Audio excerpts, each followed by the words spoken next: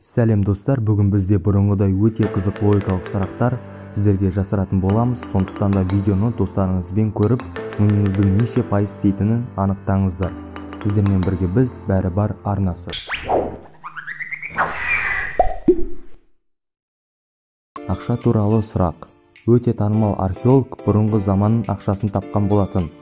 Ақшада біздің заманымыздан бұрын 150 жыл деп жазылып тұрған еді. Ол өте ежелгі тиынды мемлекетке өткізіп ақша алғысы келді. Бірақ мемлекет бұл өтірік тиын деп айтты. Мемлекет өтірік тиын екенін қалай білді?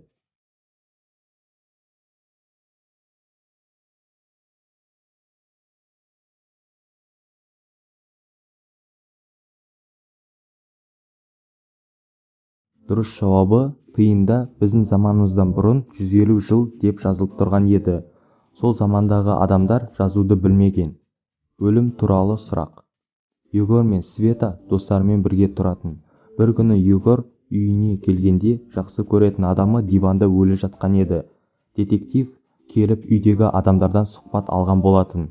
Маша, мен енді келдім дейді. Дима, мен телефоннан кино көрдім деп айтты. Кристина, бассейнде 3 сағат жүзген болатынмын деді. Таня болса, сурет салдым деп айтты. Детектив олардың қолдарын көріп, кім өлтіргенін анықтады. Қазір сіз детектив боласыз. 4 адамның қолын зейініңізді пайдаланып қараңыз. Кім қылмыскер?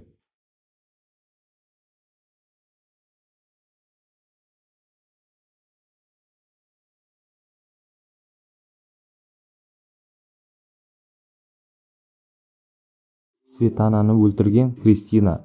Себебі Кристина қолы 3 сағат бассейнге түскенге ұқсамайды. Теннис добы туралы сұрақ. Қолыңызда теннис добы бар деп ойлаңыз. Допты қабырғаға немесе жерге ұрмай қалдырып өзіңізге доп қайтаруыңыз қажет. Не істеуге болады?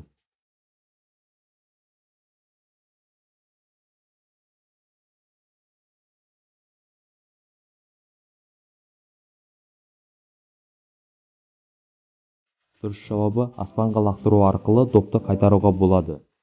Видео соңына да келіп қалдық. Егер де видео ұнаса лайк басып каналға жазылып кетіңіздер. Және де қанша сұраққа жауап бергеніңізді пікірге қалдырыңыздар.